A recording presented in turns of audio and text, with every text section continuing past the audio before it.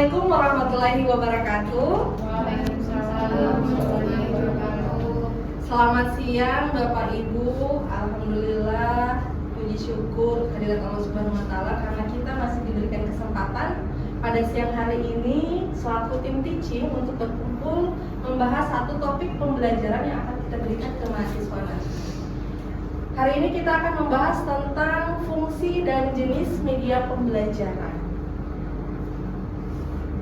Sebelumnya kita harus ketahui bersama tujuan dari topik pembelajaran yang akan kita bahas pada hari ini. Yang pertama yaitu diharapkan mahasiswa mampu menjelaskan secara konseptual dan tujuan serta fungsi dari media pembelajaran itu sendiri.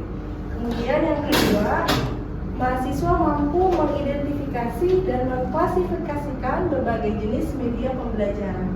Dan yang ketiga, diharapkan mahasiswa mampu memilih dan memanfaatkan media pembelajaran secara tepat dan efektif dalam proses pembelajaran di kelas nanti. Selanjutnya, untuk materi pertama, secara konseptual kita akan membahas terkait apa itu media pembelajaran. Sehari-hari kita sebagai dosen sering mendengar bahwa media pembelajaran bisa dikatakan sebagai alat bantu yang dapat digunakan oleh tenaga pendidik, dalam hal ini guru, untuk menyampaikan materi kepada peserta didik atau siswa secara lebih efektif dan bermakna. Kemudian tujuan dari media pembelajaran ini yaitu untuk membuat pembelajaran bisa lebih mudah dipahami, menarik, dan berkesan bagi peserta didik. Dengan media yang tepat, diharapkan guru dapat menjembatani kesenjangan antara materi yang sifatnya abstrak menjadi materi yang lebih konseptual untuk peserta didik. Nah, selanjutnya untuk materi berikutnya akan disampaikan oleh rekan saya yaitu Ibu Krisna. Untuk Ibu Krisna dipersilakan.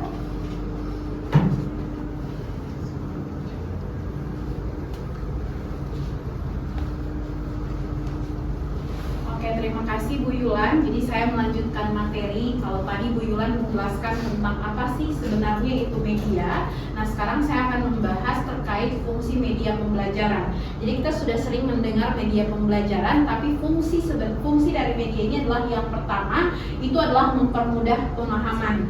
Di mana dengan menggunakan media pembelajaran ini bisa membantu siswa untuk memahami materi yang kompleks dengan lebih mudah. Sehingga kalau misalnya ya di dalam matematika itu terasa sulit, ketika kita menggunakan media pembelajaran, maka matematika itu akan terasa lebih mudah. Kemudian yang kedua itu adalah meningkatkan minat, di mana media itu selain mempermudah juga bisa meningkatkan minat sehingga bisa membuat siswa itu lebih tertarik dan termotivasi untuk belajar.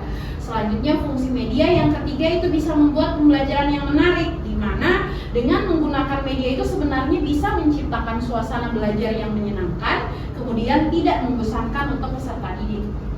Fungsi yang keempat itu adalah keaktifan siswa, di mana secara sederhana media itu bisa mendorong siswa untuk berpartisipasi aktif dalam proses belajar. Dan kemudian yang terakhir fungsi dari media itu adalah ingatan lebih lama, di mana dengan menggunakan media itu bisa membantu siswa untuk mengingat materi lebih lama melalui pengalaman yang lebih nyata.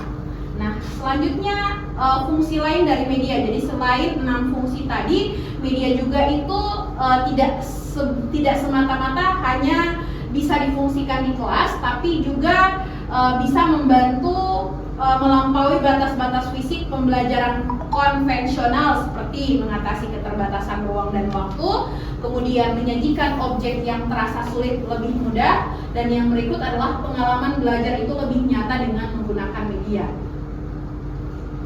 Selanjutnya untuk jenis-jenis media pembelajaran akan dijelaskan oleh Ibu Tika. Silakan Ibu Tika. Oke.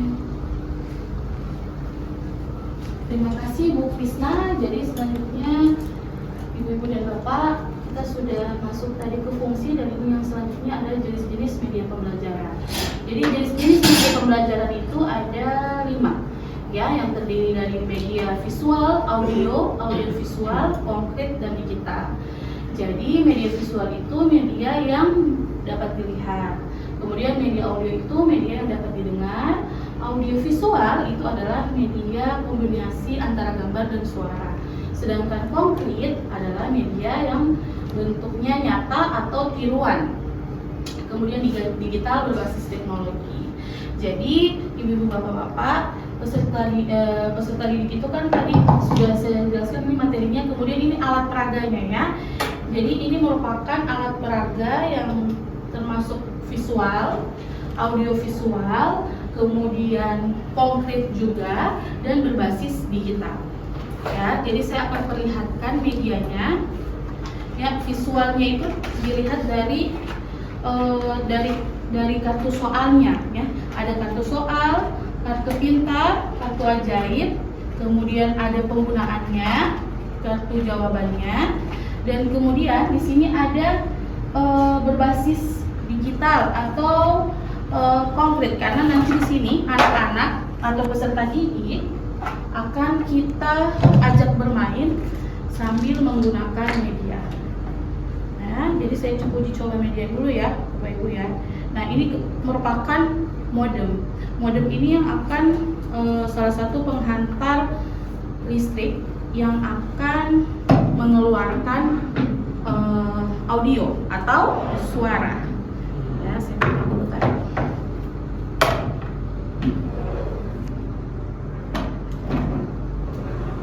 Jadi ini namanya adalah media Mopintari. Mopintari artinya monopoli pintar. Ya, karena kenapa pintar?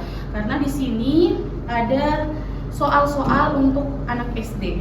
Ya, jadi tadi saya bilang di sini media konkret, media audio, kita bisa dengar suaranya. Media ini termasuk media audio visual. Kenapa? Karena ada yang bisa menghasilkan suara ya. Jadi kita bisa dengar bersama. Nah, ini ya. Jadi kalau dia ketukan satu kali bisa menghasilkan lagu, kedua kali bisa menghasilkan pertanyaan. Jadi anak-anak dikasih monopoli pintar dan sambil bermain ya. Di sini ada dadu dan juga ada pemain-pemainnya ya. Jadi termasuk media audio, audio visual, konkret, digital masuk, dan berarti paket lengkap ya ini ya, semua medianya. Oke, jelas ya semuanya. Saya matikan. Oke, selanjutnya jenis-jenis media pembelajaran sudah kita bahas. Next kita membahas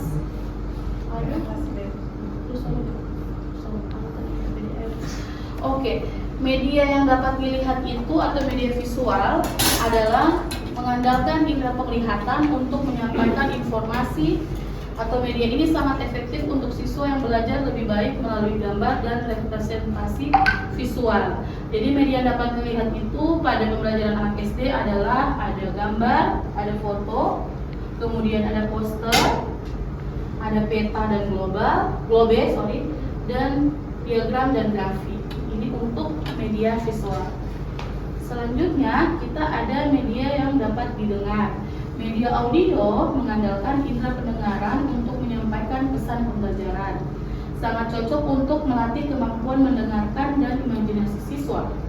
Jadi media audio itu terdiri dari rekaman suara. Nah, rekaman suara ini sering dipakai pada saat pembelajaran storytelling. Kemudian ada radio pendidikan atau podcast edukasi. Jadi seperti itu ya untuk media yang dapat didengar. Selanjutnya ada media audiovisual atau gabungan antara media gambar dan media suara. Ya, jadi sebagai salah satu media paling efektif untuk menarik perhatian siswa dan menyampaikan materi secara menyeluruh. Nah, media audiovisual itu terdiri dari ada video pembelajaran, film edukasi, kemudian animasi. Ya. Selanjutnya saya ke media konkret dan digital yang akan dilanjutkan oleh Pak Dika. Silakan Pak Dika.